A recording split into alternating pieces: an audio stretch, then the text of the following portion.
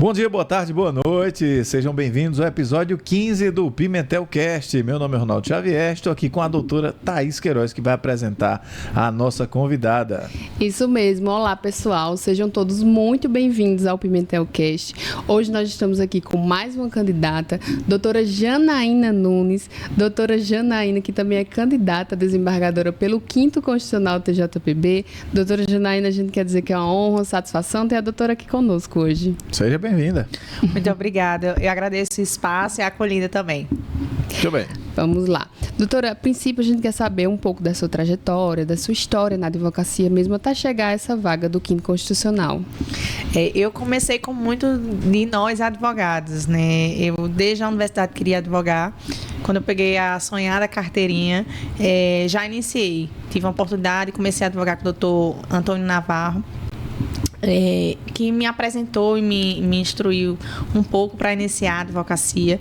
Ele é um criminalista, mas eu sempre tive uma grande inclinação pelo direito civil e tomava conta da banca civil. Ao longo do tempo, nós tornamos sócios e cada vez mais eu fui me sedimentando na área de família. Sim. E nós tivemos a pandemia, que trouxe muitas alterações, muitas mudanças. O público do meu escritório foi sedimentando também. E eu precisei também me especializar, precisei me qualificar e fui para a academia, fiz mestrado, estou concluindo doutorado na parte de direito das mulheres e recentemente fiz um reposicionamento do escritório. Nós tornamos uma banca multidisciplinar em defesa das mulheres também. Muito bem.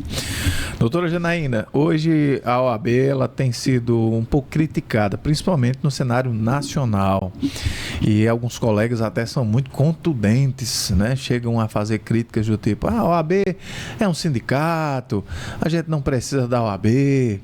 A pergunta é, o advogado precisa da OAB? Qual a importância da OAB para a advocacia e também para a sociedade?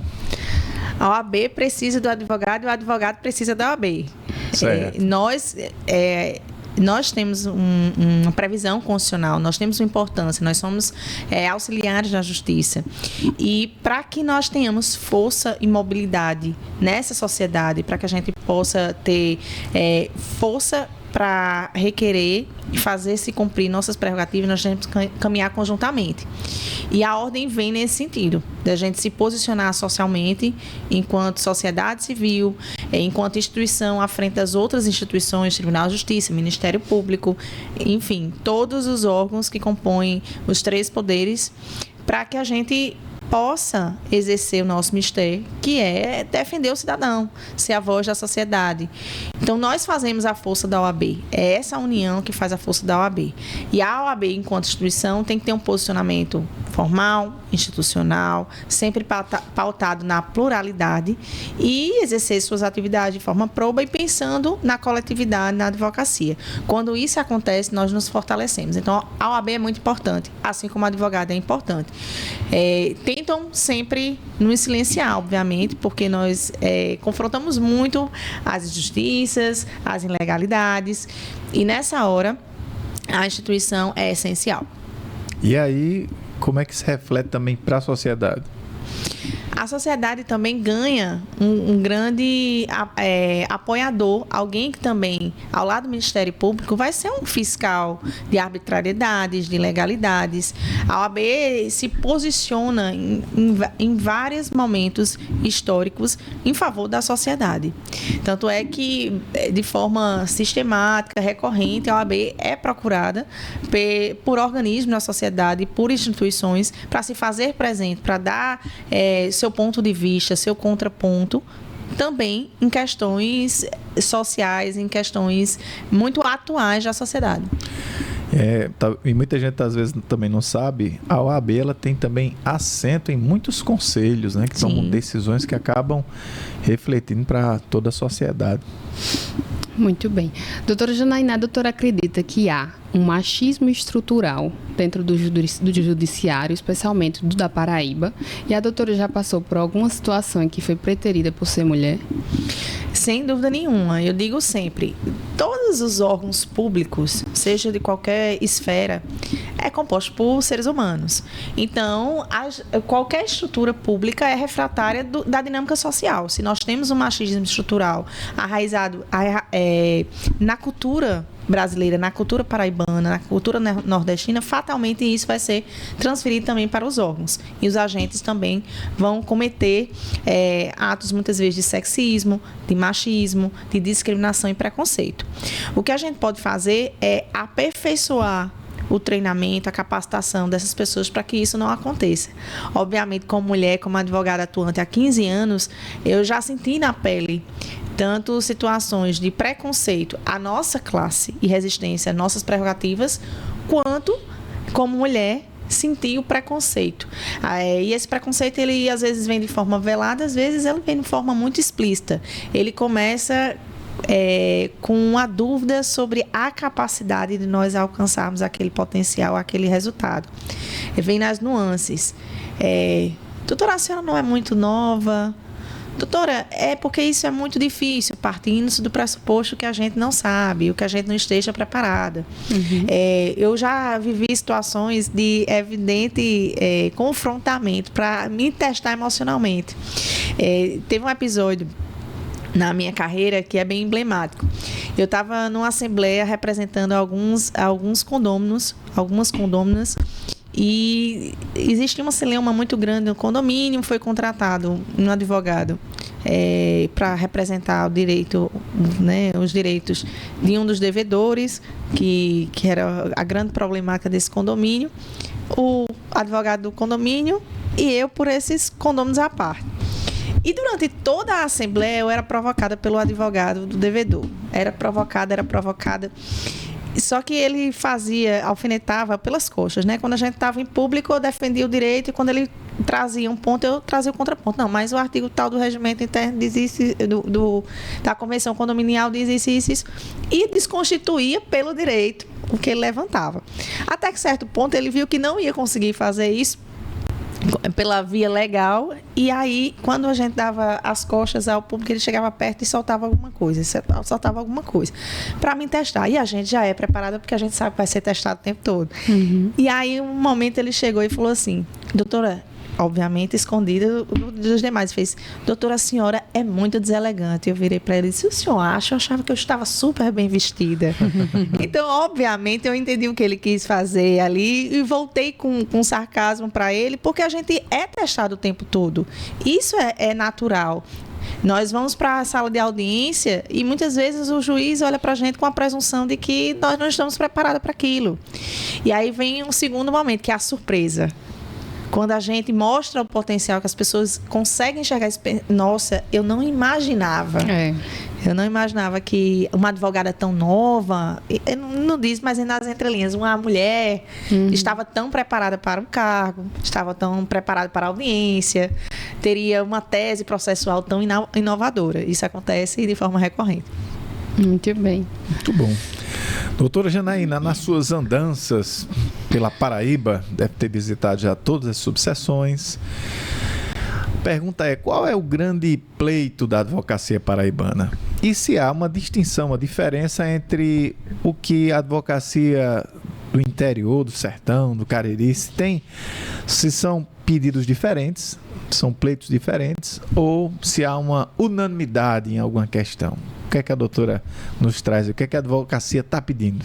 As realidades são muito diferentes, muito discrepantes da advocacia da capital para outras regiões do estado. Sim. Questões estruturais básicas, desde acesso à internet, estrutura de organização judiciária, até o ponto em comum do litoral sertão, que é a questão da acessibilidade. Sim. É um balcão virtual que às vezes não funciona. É um acesso a um desembargador que nunca acontece, porque só se tem acesso ao assessor, né, ou ao serventuário daquele gabinete. São queixas recorrentes de toda a advocacia que eu tenho ouvido, que é a questão da acessibilidade. Mas aí eu pontuo que a acessibilidade ela é muito diferente por essas diferenças, inclusive geográficas. O advogado da capital, ele anda 20 minutos, ele pega um trânsito, mais 40 minutos para ir num tribunal. tentar falar com o desembargador.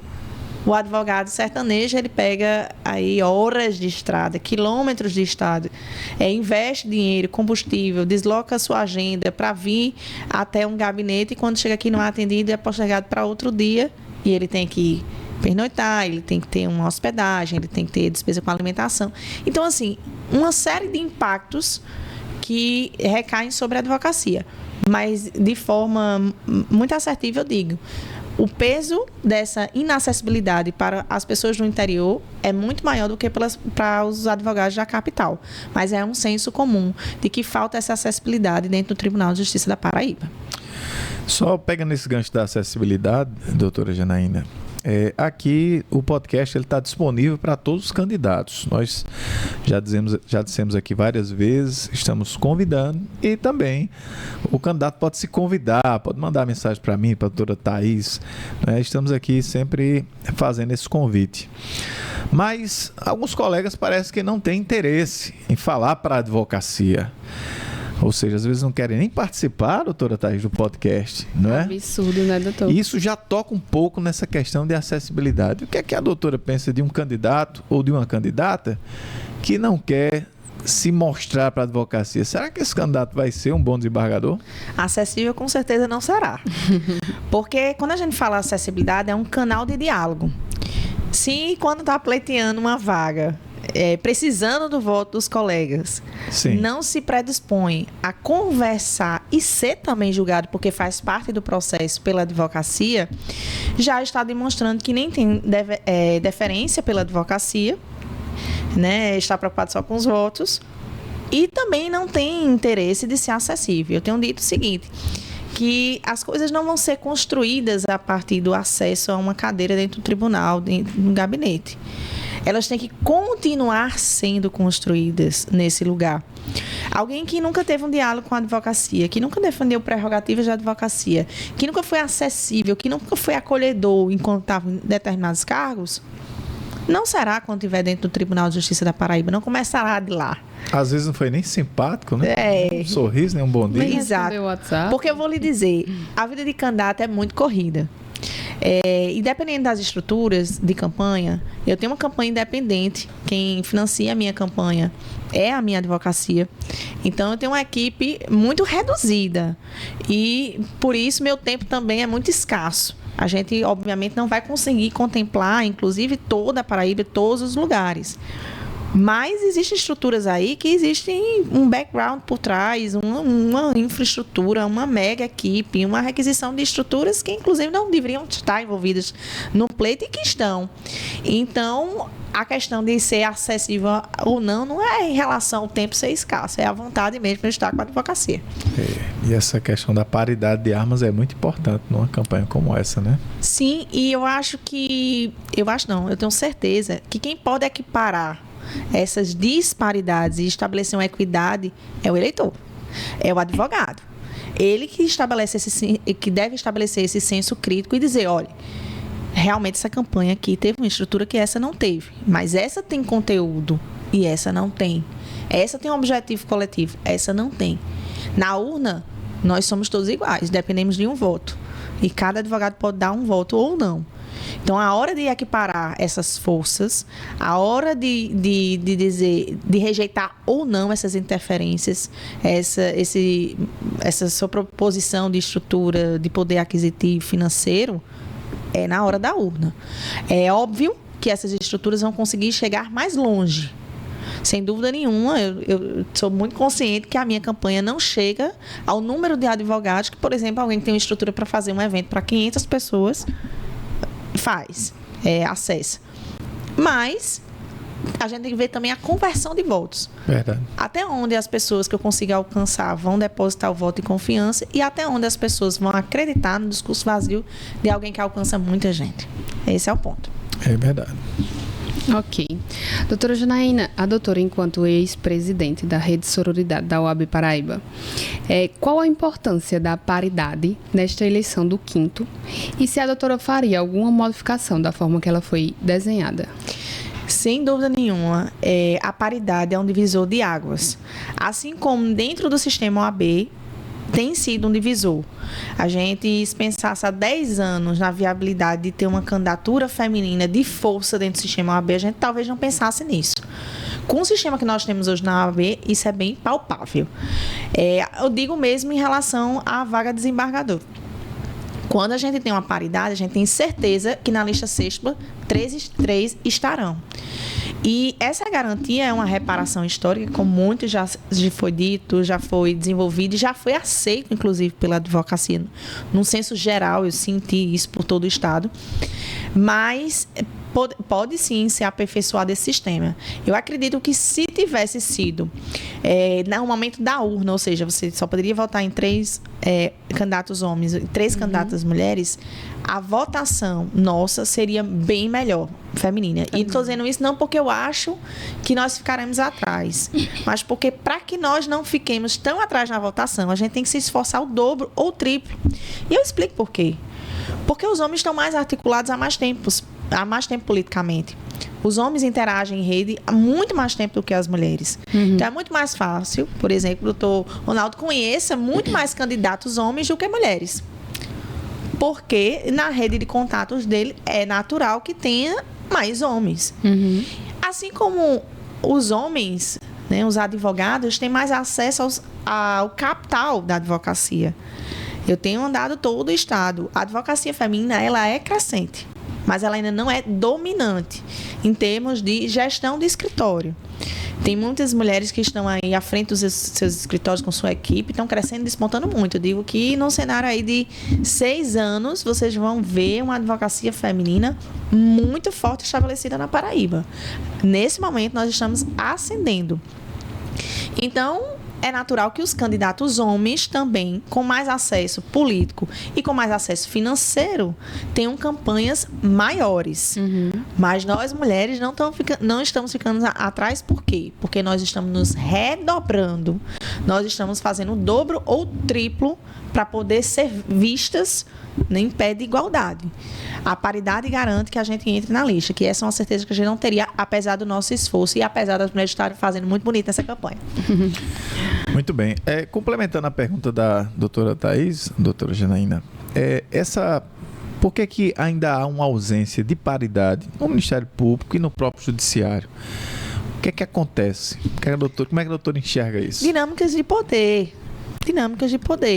Política partidária ou política institucional é uma dinâmica de poder.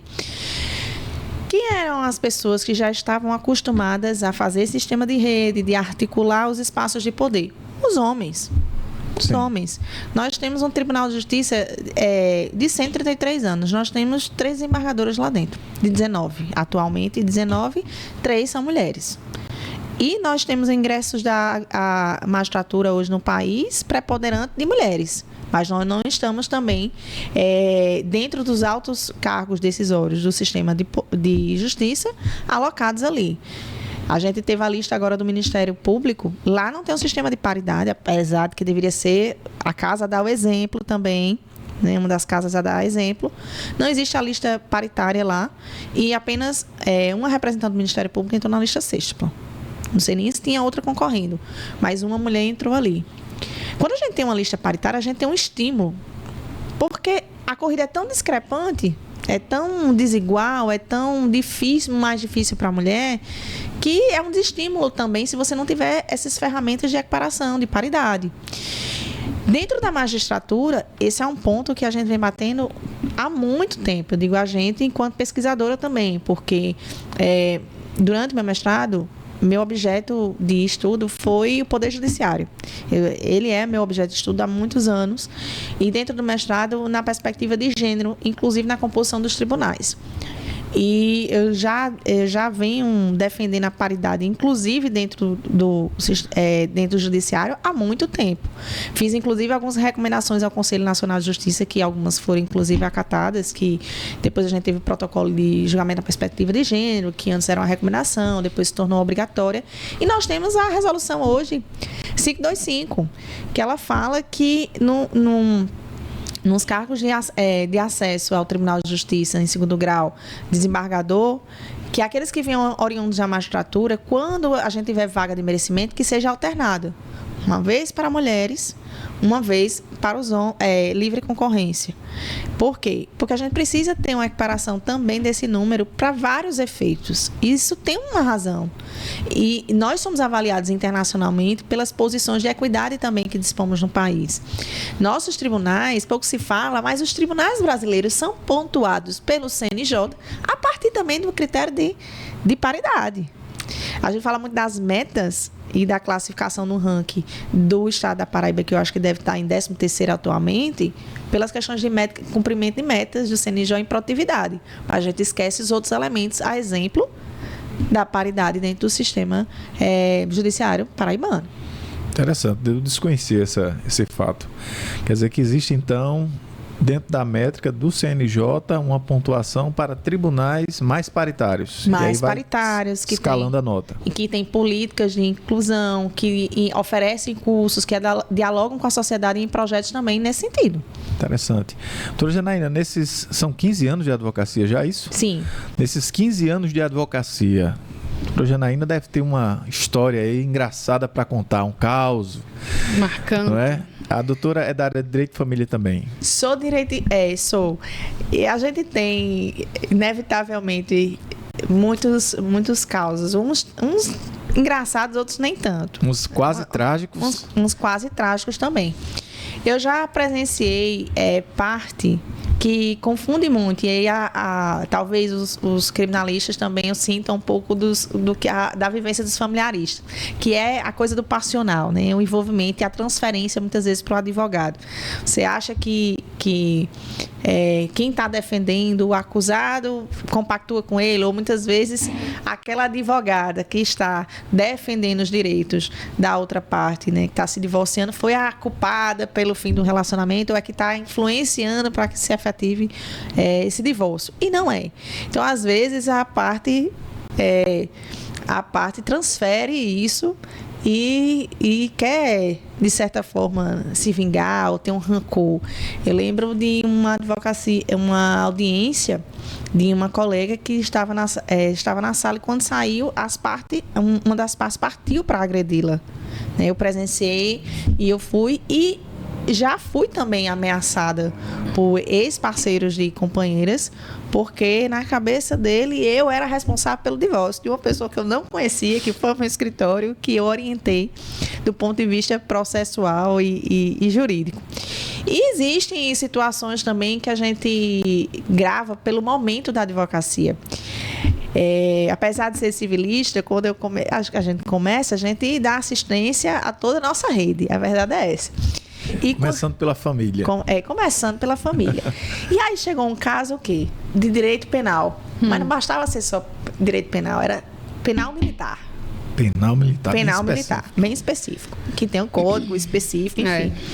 E aí chegou alguém da família e disse: não, Janaína agora é advogada. Eu estava com a carteira, acho que em uma semana. Isso aí ela desenrola. Não, isso aí, tranquila. E aí, determinada como eu sou, obstinada como eu sou, chegou o caso na minha mão e ele tinha sido levado, recolhido, preso, estava no comando, no batalhão.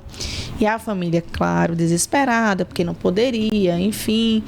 E aí me procurou. Eu fui encontrá-lo nas dependências. Quando cheguei lá, tinha o agente do dia, olhou para mim, mulher nova, né? Todo o clichê do estereótipo que eles não credibilizam. E aí ele chegou para mim e fez: doutora, vá curtir o final de semana. Isso aqui não vai ser resolvido, não. Olhe, veja bem, ele pode ficar incomunicável até 50 dias. Aí eu olhei para ele e disse: onde é que tem um lugar que eu posso falar com ele privativamente? Aí ele: não, mas não tem não. Eu disse: vai ter agora. Essa sala é de quê? Aí entrei na sala e disse: pronto, agora o senhor, por favor, me deixe com ele 5 minutinhos. Aí fiquei com ele, conversei, peguei a documentação, saí. Corri atrás, obviamente, do plantão. Não tinha substituição no plantão. Fui bater num Tribunal de Justiça. Na época, não era nem presidente ainda. Estava na Câmara Criminal do Dr. João Benedito. Sim. Me atendeu, eu disse: olha, a loja tem uma lacuna aqui, porque não tem substituição. Pontuei uma lacuna da loja do TJ. E ele, realmente, doutora, a senhora tem razão e tal, não sei o quê. Enfim, caí no plantão geral, o Ministério Público acolheu meu pedido e fui com a ordem de soltura para fazer o cumprimento. E esse agente estava ainda em plantão, lá, onde ele estava recolhido. E quando eu cheguei, era a mesma pessoa. Aí eu disse, o senhor ainda está por aqui? Aí ele disse, né, com aquele orgulho, olhou para mim. Eu disse, o senhor ainda está por aqui? Vá para casa descansar, doutor. E me soltei e ajudei a soltura desse meu, então, cliente. Então, esse é um caso que eu guardo com muito carinho, porque de subestimada, a gente mostrou também o potencial que a gente tem quando a gente vai atrás dos direitos do nosso cliente. E é interessante, eu estava lembrando da história anterior, a doutora falou que às vezes os clientes ficam muito passionais também e querem descontar a raiva no profissional. Mas também tem o contrário, viu, doutora? Tem colega advogada que fica tão envolvido com o caso que dificulta até um acordo. Olha, se você pegar um histórico de qualquer advogado que fez audiência comigo, eu lhe garanto que o respaldo será o mesmo, porque eu já tive feedbacks através de terceiras pessoas. Sim. Na audiência sempre fui muito firme, porque todo advogado tem que ser em defesa do seu cliente, mas eu nunca saí de uma sala de audiência sem apertar a mão do meu colega advogado. E isso é uma coisa, para mim, que eu não abro mão. É o respeito ao colega. A urbanidade, né? Urbanidade, entender que o colega está ali imbuído da sua missão de defender o cliente dele. Ele não está ali para ser meu amigo, ele não está ali pelo cooperativismo. Ali a gente pode dar as mãos para a defesa de prerrogativas sempre. Verdade. Mas acabou a audiência, mãos dadas e sair. Inclusive, uma vez, uma cliente teve uma audiência bem acalorada e, obviamente, a gente teve que marcar posicionamento dentro da sala da audiência. E, quando terminou, dei as mãos, cumprimentei e disse, doutor, olha, qualquer coisa, se a gente puder compor numa conciliação, porque eu fico sempre aberta a uma conciliação. E saí. A minha cliente olhou para mim e fez, doutora, a senhora tem uma inteligência emocional, viu? Porque depois disso tudo a senhora foi cordial desse jeito. Disse, porque ele é meu colega. Verdade. Tem que ser técnico, né? Sim. Doutora, como a doutora avalia, de forma geral, o estado atual do judiciário na Paraíba e no Brasil? Veja, como eu mencionei, nós temos muitas coisas a melhorar. E isso passa por mudanças de culturas institucionais e de modo geral da sociedade, porque, como eu disse, a gente espelha a cultura paraibana para dentro do tribunal, e é bom que seja assim também, porque a gente tem que contemplar a nossa regionalidade, mas a gente tem que se abrir mais às modernidades, às tecnologias, aos programas, aos projetos que já existem em outros tribunais. A gente precisa sair de um padrão muito formalista do direito, do sistema de justiça, que não funciona mais nessa nossa sociedade. A gente tem que ter canais de diálogo, a gente tem que ter gestão do nosso gabinete de uma forma, pensando no operacional, não só em autoridades ou delimitação de autoridades dentro de uma unidade, seja uma vara, um gabinete, enfim. A gente tem que se abrir às inovações do direito. A gente tem que incorporar mais a teoria do precedente dentro do nosso tribunal. Nós só temos 54 súmulas no estado da Paraíba, aqui no tribunal. Nós precisamos ter muito mais, sobretudo das demandas de direito privado. Eu vejo que existem súmulas em questões muitas vezes muito pacíficas e que não têm altas demandas de direito público, e a gente não tem de que forma recorrer dentro de matérias privadas, e que aglomeram e que abarrotam o sistema judiciário, e que, se a gente tivesse uma linearidade de argumentação dentro das câmaras, se a gente tivesse isso dentro das varas, seria muito mais fácil para nós, como advogados, sentirmos uma segurança jurídica e repassar isso para o nosso cliente. E seria muito mais célere a prestação jurisdicional em todos os níveis, em primeiro e segundo grau. Okay. Bom. Doutora Janaína, vamos tratar do tema prerrogativas. Sim. E a doutora, como participou também da sororidade, acredito que às vezes o advogado precisa também dessa sororidade, desse apoio na luta pelas suas prerrogativas. O que é que falta para a advocacia ser respeitada, doutora Janaína? É uma questão de educação, é da pessoa, é uma cultura de não valorizar o advogado? O que é que acontece? O que é que pode ser feito dessa questão? São muitos fatores. O primeiro é a união. É preciso que a classe entenda que só é forte quando é unida, independentemente de política interna de ordem. Porque, inclusive, estamos diante aí, se aproxima um pleito de decisão de diretoria de ordem. Quando acabar esse pleito, seremos todos advogados novamente. Verdade. E a gente não pode pautar os interesses da advocacia apenas interesses de grupos que estejam dominando ou disputando o poder dentro de ordem. Esse é um ponto. A gente tem que sentir pertencente à ordem. E quando eu digo a gente, não é só quem está dentro do sistema de justiça da OAB trabalhando. É o advogado como um todo. É ele buscar se inteirar. Tem advogados que não sabem como funciona o sistema OAB. Tem advogados que não sabem os benefícios que tem dentro do sistema OAB. Tem advogados que sequer conhecem efetivamente suas prerrogativas. Então, falta um sentimento de pertencimento e falta um sentimento de valorização e de autovalorização enquanto categoria, quanto classe, quanto auxiliar da justiça, que eu chamo de sentimento de classe. Falta, muitas vezes, advogados entenderem quanto são grandes. Eu tenho dito muito isso. Todas as carreiras têm dificuldades. E as nossas são muitas. Muitas. Com a sociedade, com os órgãos, com os agentes e com os nossos colegas também. Nós temos muitas dificuldades, mas nós somos muito grandes. Nós somos muito importantes. Falta a gente se ver dentro desse sistema todo como forte. Falta esse resgate do sentimento de classe. Seja desde uma votação para o cargo de desembargador, para a gente se posicionar numa lista sextupla, pensando na nossa classe, na nossa força de base da advocacia militante, seja nos posicionamentos que nós vamos fazer diante dos tribunais, seja encampando os atos de desagravo público ao advogado, seja a gente se posiciona até mesmo através de nossas redes sociais em defesa dos advogados. Eu vejo muitas vezes, em descumprimento de prerrogativa, colegas advogados se posicionam, mas provocou mais isso, ponderando e relativizando questões que não deveriam ser, porque o nosso estatuto é muito claro, pontua muito bem as nossas prerrogativas. E eu não vejo, muitas vezes, os advogados procurando se inteirar das suas prerrogativas, defender as suas prerrogativas também nos atos dos outros. Porque quando um advogado é ferido, eu também sou. Quando a advogada é ferida em suas prerrogativas, eu também sou. Falta esse sentimento, muitas vezes, de coletividade. Muito bom, excelente. Ok, doutora. Doutora, que conselho a doutora daria para um advogado iniciante? Que conselho a doutora Janaína de hoje daria para a doutora Janaína quando recebeu a carteirinha da OAB? Não tente copiar ninguém. É o primeiro passo.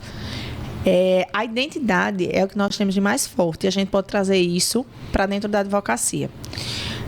Nós temos que ter a formalidade, porque nós temos rituais, né, legalmente previstos. Nós temos que nos capacitar profundamente. Capacitar, e aí eu falo de forma sistemática, não só tecnicamente na verticalização do direito que você pretende defender, atuar, mas também elaborando outras habilidades comportamentais, outras habilidades, por exemplo, como de gestão de escritório. Pouco se diz isso, ou se dizia, né? Porque de forma mais recorrente está acontecendo agora. A gente é gestor do nosso escritório. A gente tem que ter essa noção. Nós temos que ter sistemas de administração de prazos, de fluxo operacional dentro do escritório. Nós temos que ter também agora estar presentes digitalmente, ter um posicionamento digital. Isso é muito importante. Independentemente da linha que você queira seguir, mas um posicionamento. Aliás, todos os posicionamentos são importantes. Se engajar no sistema de ordem é ter um posicionamento institucional também de classe. E eu acho muito importante. A gente tem um posicionamento digital para a gente identificar a nossa área de atuação é muito importante. E a gente agir com ética é importantíssimo. Parece que está fora de moda falar de ética, mas é preciso.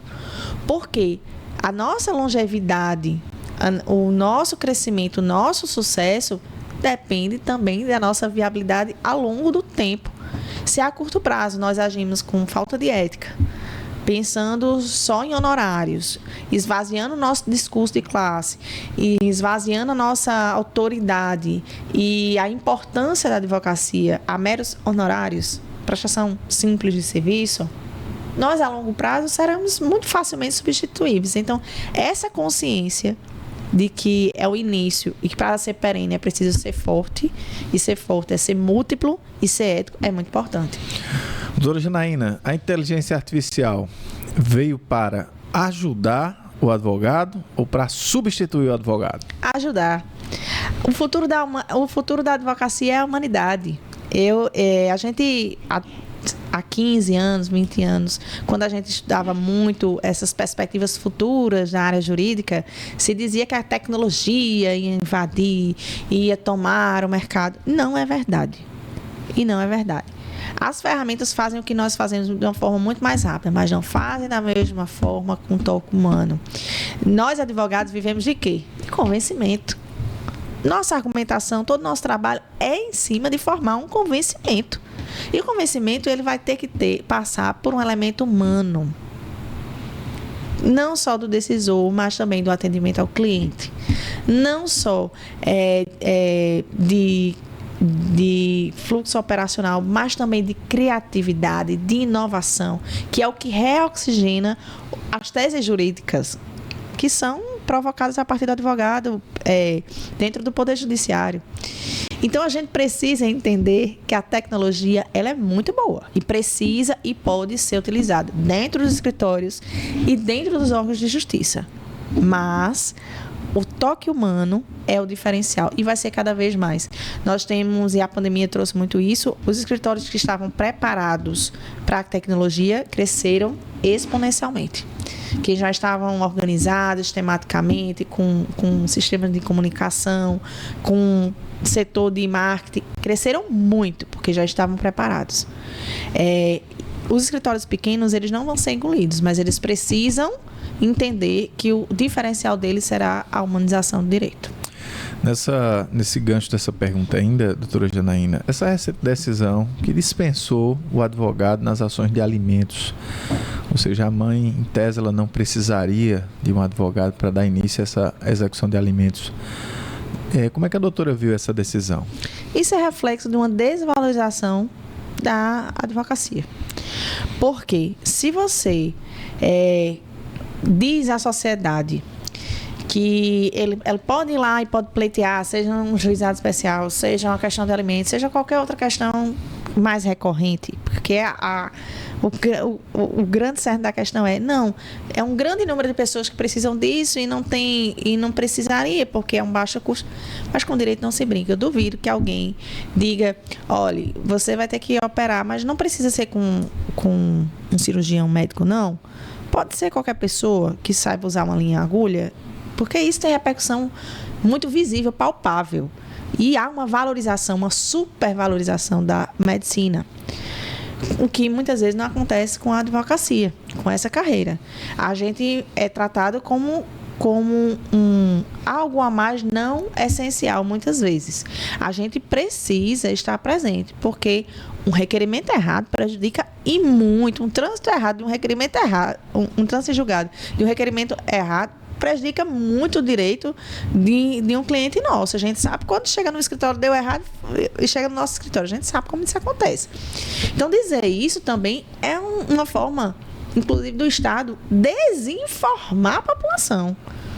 Porque quando ele diz, vai lá e faça, sem a pessoa ter capacitação, sem ter uma assistência, está entregando à sociedade aqui a arbitrariedade, a ilegalidade, a injustiça. E nós, advogados, estamos para combater isso. E quando o judiciário faz isso também, doutora Janaína, o advogado ele é um facilitador do processo. Ele é quem explica, ele é que faz a planilha, ele é que muitas vezes faz o cálculo, facilita a vida desde o técnico do judiciário até o próprio juiz. E quem vai fazer isso? Pois é. E aí você toca num ponto que muitas atividades do Estado, né, dos órgãos judiciários, são delegados hoje para a advocacia. Isso. A gente viu isso na questão das audiências virtuais. Os clientes tiveram que ir para onde fazer audiência? Foi para fora? Não, foi para dentro do escritório do advogado. Isso. Então, nós estamos constantemente absorvendo responsabilidades que deveriam ser do Estado, que seriam do órgão julgador. E quando a gente, no dia a gente sabe que quando uma parte vai, em qualquer órgão, seja uma vara, seja num gabinete, que chega lá pedindo informação, primeiro você diz, procure o seu advogado, pegue para o seu advogado peticionar. E se não tem esse advogado, o jurisdicionado, quando bater as portas do judiciário, o que é que vai acontecer? A parte sem saber nem explicar o que está acontecendo no processo. Exatamente.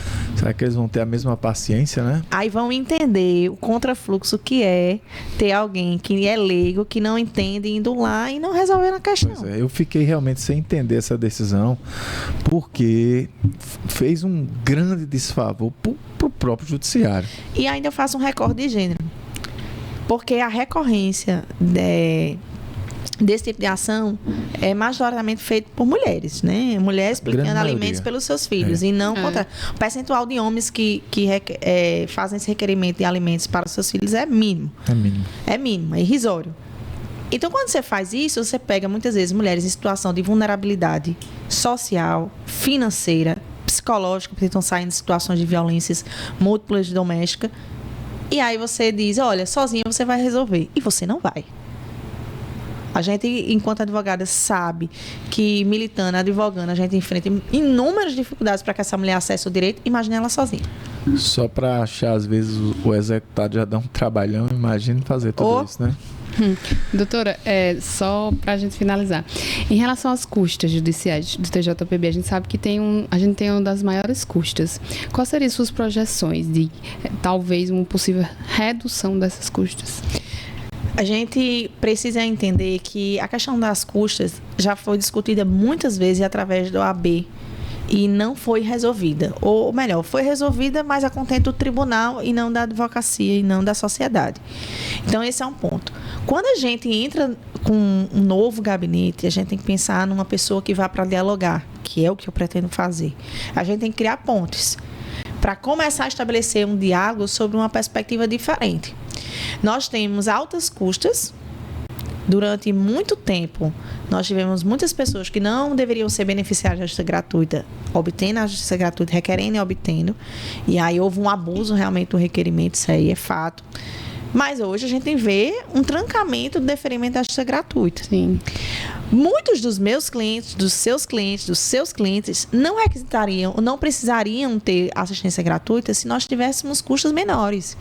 Então, vamos colocar na ponta do lápis e fazer uma matemática.